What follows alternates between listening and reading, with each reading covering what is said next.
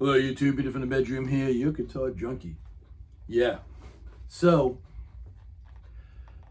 this is one of the songs I'm going to be performing live at their show this Sunday, and the only song I'm going to play clean, then I'm going to hit the gain and rock the place. So, and believe it or not, this is one of the very first songs I ever wrote some 30 odd years ago. So,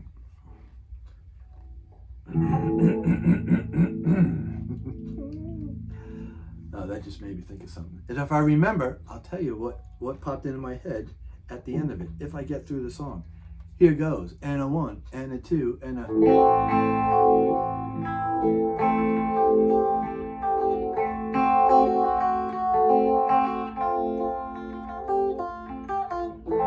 I didn't like that. Try it again. And a one, and a two, and a...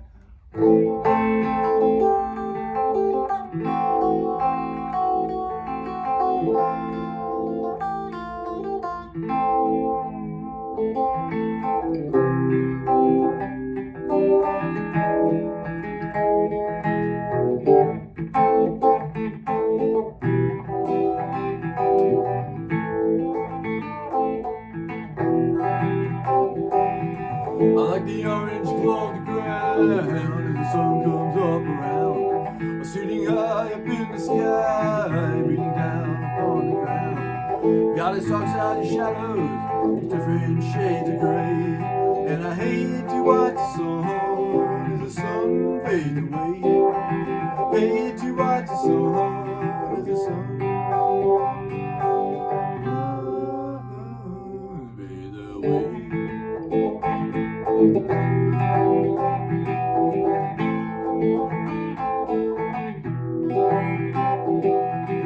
There's a world outside my door. How to get there, I don't know. Life's like a bowl of cherries, but I'm still counting all the bits.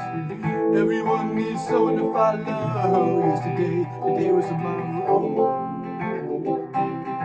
Hate to watch the sun as the sun fades away. Hate to watch the sun as the sun fades away.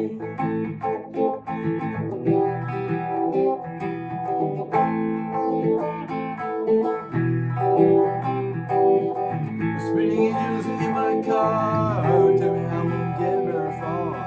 What am I supposed to do? That's what I ask of you. Should I steal, or beg, or borrow? Can you feel my pain and see my sorrow? Hate to watch the sun as the sun fades away. Hate to watch the sun as the sun fades away.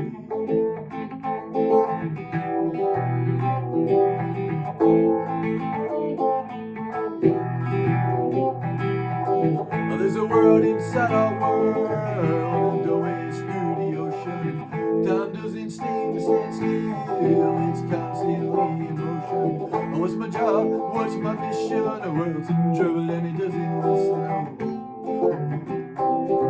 Hate to watch the sun as the sun fades away. Hate to watch the sun as the sun fades away.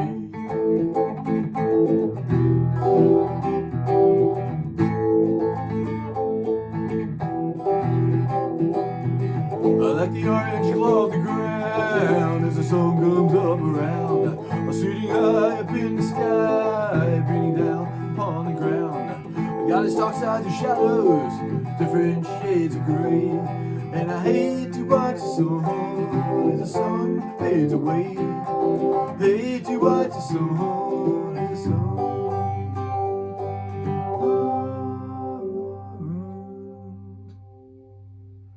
fades away. Fades away. Fades away.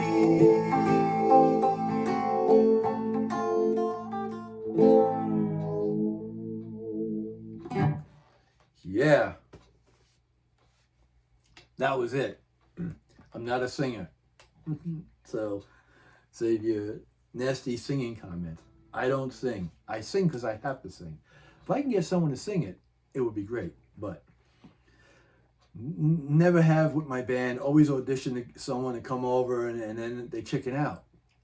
So, going to a gig, you got to have words with the music. And that's how I started singing and playing guitar at the same time. And not really realizing I could do it. But there you have it. I could do it, but it doesn't mean I do it good. So,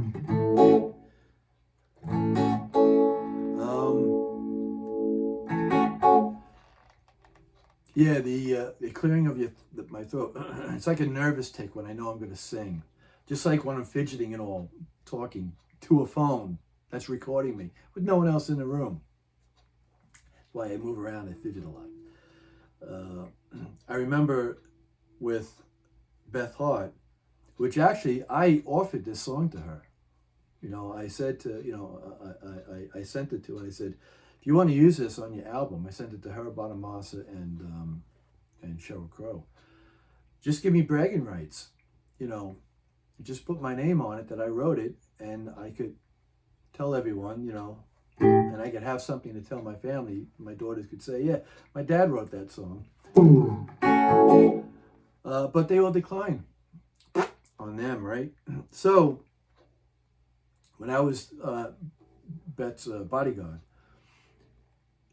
I was hanging out with her back in the Winnebago that they used to go from gig to gig. And I'm hanging out, sitting on a couch with her, and she hands me she had a pug puppy at the time. I don't know if I ever told the story, and if I did, I apologize.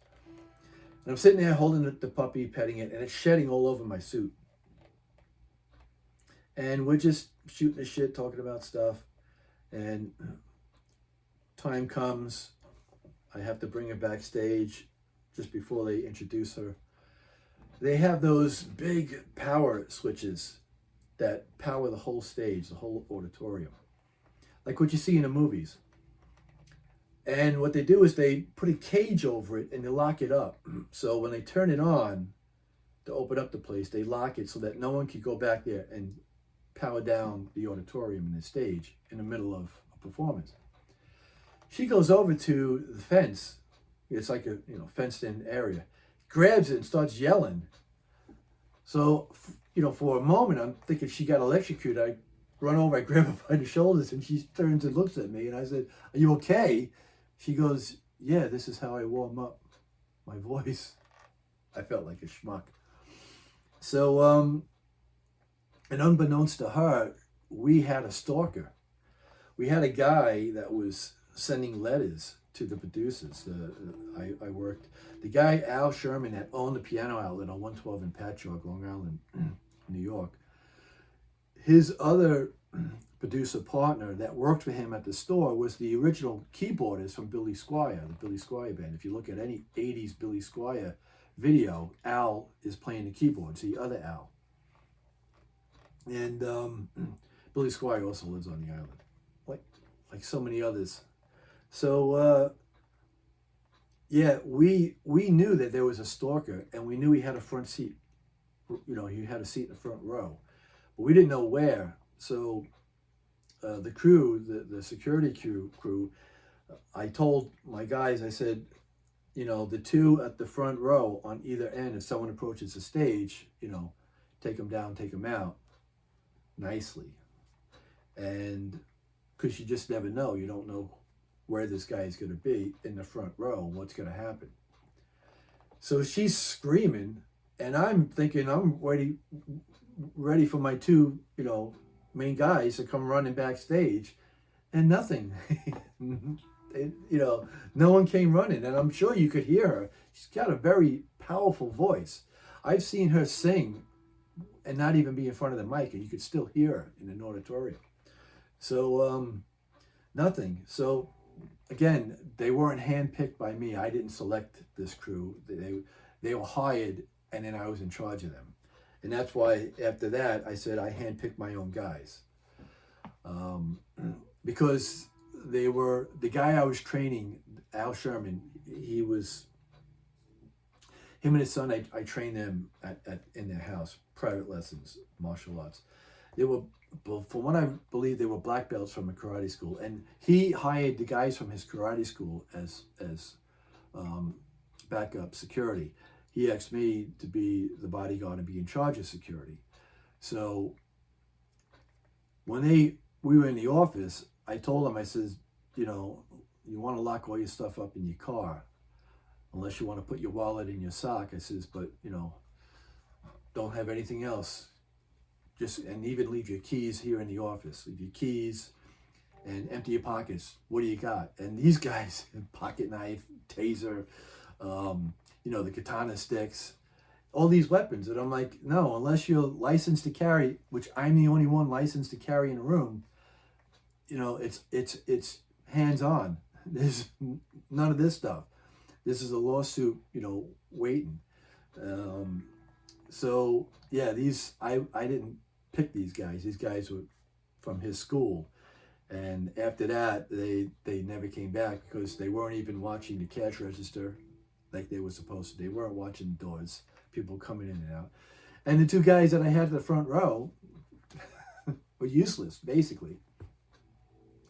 So yeah, that's what I thought of when I was doing that. Because again, I do that a lot. I clear, not only because of allergies, but when I'm performing. That's why I fidget a lot. If I didn't say it, I'm probably saying it. I fidget a lot, especially with the guitar. And I'm just talking to my phone in the room by myself. So go figure. Yeah, so if I post this, let me know what you think, because I'm working it out. I'm not confident in performing it without my band behind me. It's the first time it's just me and a guitar. So I'm a little apprehensive. If I see this, tell me what you think, please. And I already know I'm not a singer, so you don't have to tell me that. Thanks for watching. Have a good day, and a better tomorrow. Oh, and here we go with the remote. And I thought being closer would help. Adios, amigos.